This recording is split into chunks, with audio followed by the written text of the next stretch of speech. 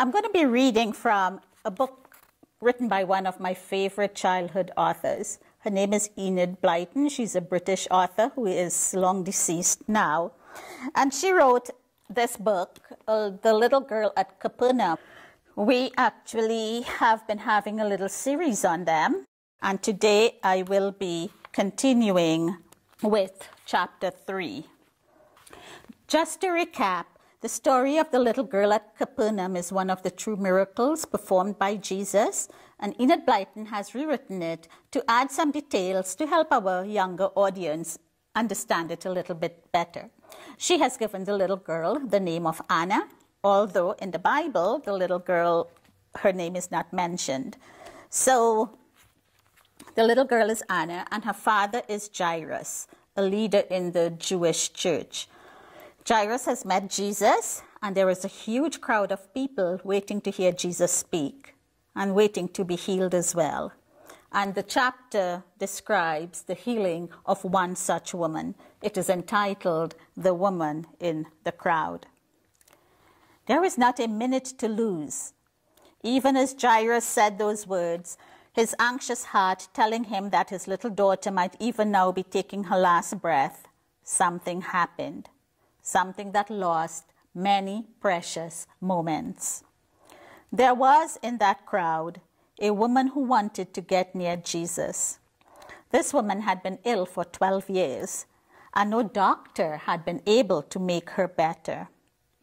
Now she had spent all her money on doctors, and she kept getting worse instead of better. Someone had told her about Jesus. "You have no idea of the marvelous things this man does," her friend said. "He heals all kinds of sicknesses. He lays his wonderful hands on whoever is ill, and they are made better." "Does he ask for much money?" asked the woman. "No, he does it for love," answered her friend. The woman was amazed. She found out all she could about this strange healer. And then a thought grew in her mind. "I must go to him. I dare not speak to him, and I could never tell him of my illness and how bad I feel. I could not even look him in the face. But I do believe that if I could get near enough to him to touch his robe, just the tassel on his cloak, I should be healed." The more she thought about this, the more certain she felt that it was the only way in which she could get better. "I don't need to ask him to tell him I need help," she thought. "I would touch his robe without his knowing. That would be enough. He is so good, this man. I have never heard of anyone like him before." So there was this woman, hidden in the great crowd that jostled around Jesus. She made her way in through it, moving nearer and nearer to him. She saw his face, and her heart knew that she would get the help she needed. At last she was just behind him.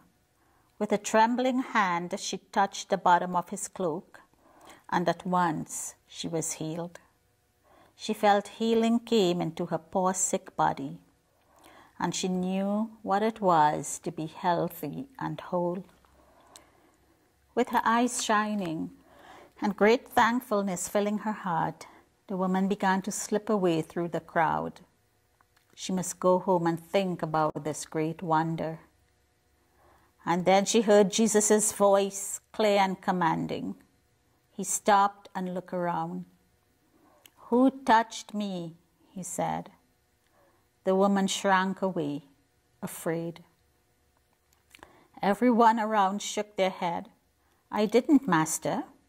It wasn't me, nor did I."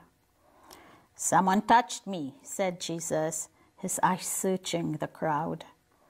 He knew perfectly well that goodness and healing had gone out of him into someone else.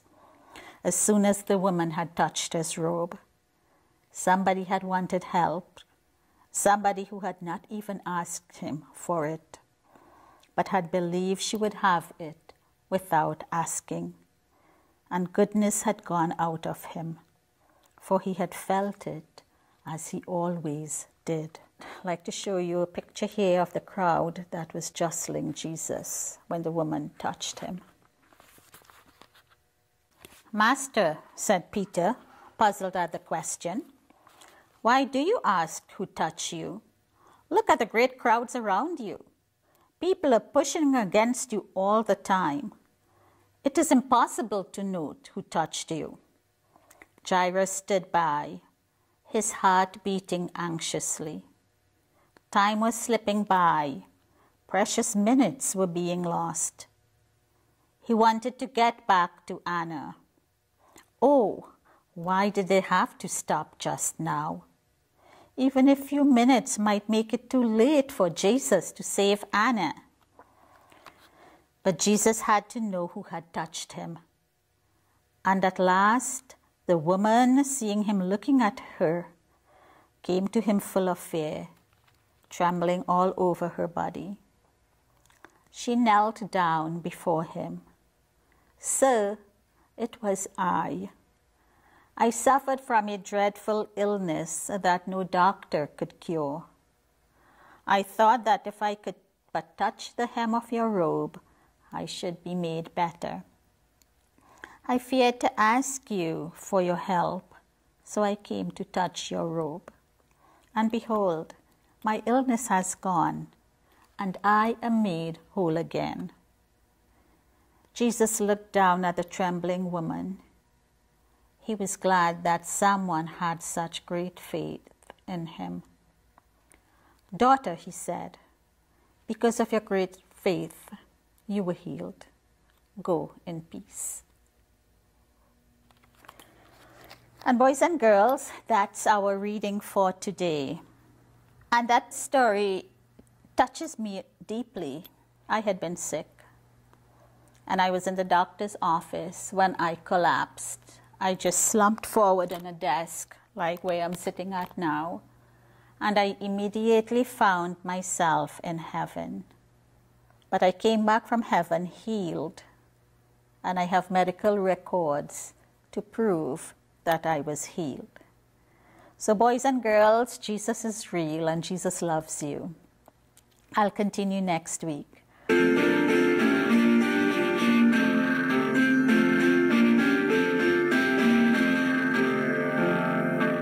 If you enjoy this story and would like to see more, please hit the subscribe button to be notified when a new video is posted.